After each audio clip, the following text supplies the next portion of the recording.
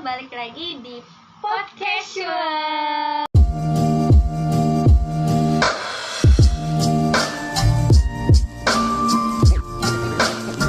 Bersama aku Naisha Dan aku Daya. Kali ini kita bakal ngebahas tentang scam nih, terutama scam online. Kamu tahu nggak scam itu apa? Apa sih itu scam? Scam itu kita kenal juga dengan modus penipuan dengan cara menyamar sebagai pihak tertentu buat ngedapetin keuntungan dari korbannya. Dan hal ini nggak cuma ada di Indonesia aja loh, tapi juga ada di berbagai negara. Contoh yang umum di Indonesia itu kayak SMS mama minta pulsa. Oh iya. Atau misalnya ada SMS anak Anda sedang ada di kantor polisi dan minta tebusan sebesar beberapa juta gitu, padahal anaknya lagi tidur di kamar. Tapi mamanya nggak lihat Iya. anaknya tidur. Eh, Nah, tapi sebenarnya bentuk cybercrime itu bukan cuma scam aja, tapi ada juga yang namanya phishing. Nah, jadi phishing itu kejahatan di dunia maya yang biasanya pakai link-link kayak gitu buat masuk ke suatu website. Misalnya nih ada WA dari orang, terus ngirim link kayak gitu. Nah, pas kita klik linknya tuh, nanti data kita bisa diambil sama orang itu untuk dipakai buat suatu keperluan. Misalnya untuk nge-hack m-banking kita, Instagram atau Facebook, bisa di-hack kalau data kita sudah diambil. Jadi aku sebenarnya ada cerita nih. Aku waktu itu hampir kena scam. Oh iya. Ya, yang waktu itu aku ceritain, Nay. Oh iya, bisa tuh dibagiin ceritanya ke teman-teman sekalian nih biar bisa dijadiin pelajaran kan. Jadi aku kan sama Naisha ini ikut organisasi nih guys. Terus organisasi kami ini mau ngadain suatu event kayak gitu. Jadinya diperlukanlah dana yang besar. Oleh karena itu kita ngebuat paid promote untuk menambah pemasukan dana ya kan. Jadinya ada nih customer yang mau ngambil paket paid promote yang harganya 55.000. Terus dia bilang dia sudah kirim uangnya kan lewat transfer. Dia bilang dia ngirim uangnya itu kelebihan. Bukan 55.000 jadi 550.000. Nah, terus dia minta kembaliin dong uangnya yang kelebihan itu. Dia sudah ngirim bukti resinya juga. Emang bukti resinya tuh kayak benar-benar asli. Nama yang tertera atas namanya itu juga benar. Terus dia ngefotonya itu di depan ATM. Jadi kayak meyakinkan banget kan? Nanti kita kasih ya bukti Iya, resinya nanti di sini dikasih ya. di sini fotonya. Nah, habis itu uangnya tuh kami periksa kan, kami cek di ATM apakah sudah masuk. Terus pas kami cek itu nggak ada masuk sama sekali. Even 55.000 aja juga nggak ada masuk. Nah, terus kami bilang sama orangnya kalau uangnya tuh nggak ada masuk sama sekali, tapi dia tuh tetap kekeh minta kembaliin uangnya. Terus kami bilang juga kan kalau uang kami itu di ATM cuma ada 180.000. Jadi dia minta kembaliin juga tetap. Katanya nggak apa-apa, kembaliin aja 150.000 katanya. Nah, dari situ kayak kelihatan banget kan kalau dia tuh nipu. Iya, padahal katanya sudah transfer ya 550.000, tapi cuma ada 180.000. Nah, makanya terus aku cari kan modus-modus penipuan serupa di internet yang modus kelebihan nol kayak gitu.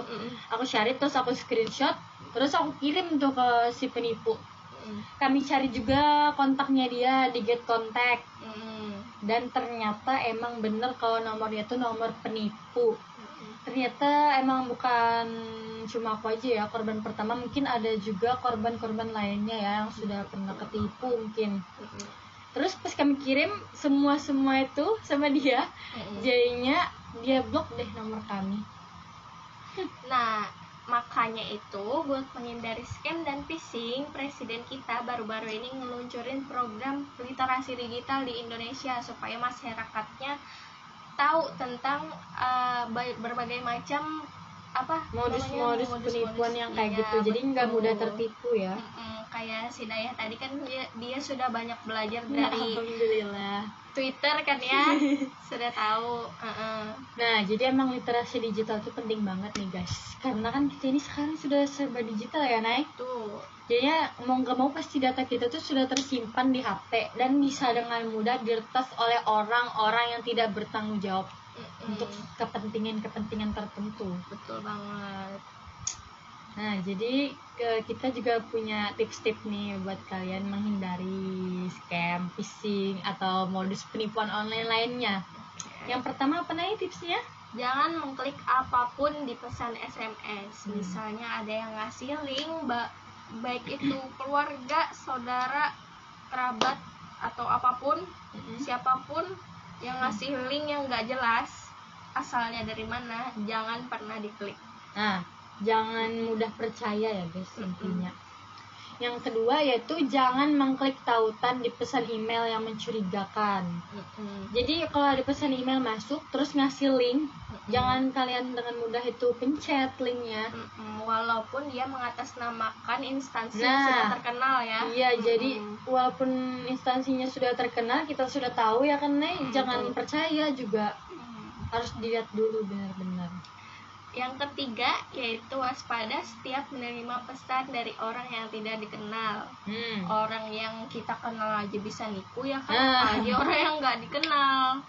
Jadi hati-hati ya guys, kalau misalnya dapat pesan tentang apapun dari nomor yang tidak dikenal, harus hati-hati. Terus yang terakhir yaitu waspada terhadap email atau pesan teks yang mengembel-embelkan hadiah yang besar. Jangan mudah percaya. Gara-gara mau dapat hadiah nanti malah rugi ya kan? Iya, betul banget. Aku juga punya cerita nih tentang embel-embel hadiah tadi.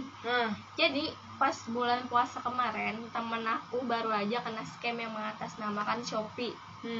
Tapi dia WA-nya itu pakai nomor pribadi sebenarnya.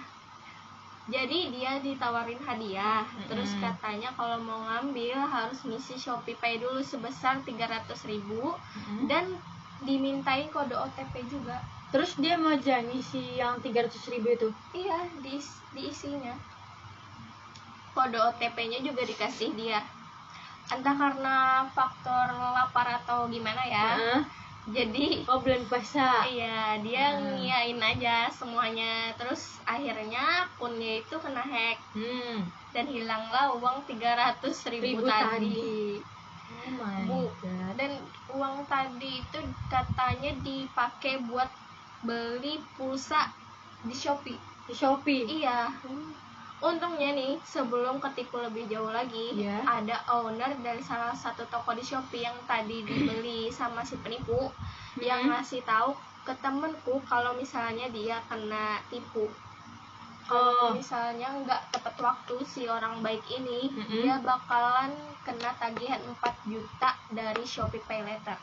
Oh, berarti yang kode OTP itu dimintain untuk mengaktifkan Shopee Pay Later. Masuk ke akunnya dulu. Masuk ke akunnya, habis itu mengaktifkan Shopee Pay Later. Terus yang ngasih tahuin itu owner Shopee. Iya, betul. Bukan owner Shopee, owner yang punya toko di Shopee. Yang punya toko di Shopee. Kayak gitu. Nah, tuh bahaya banget tuh guys. Bisa-bisa nanti 4 juta hangus ya. Kita nggak tahu apa-apa, tiba-tiba ditagih sama Shopee. Apalagi bulan puasa kan ya.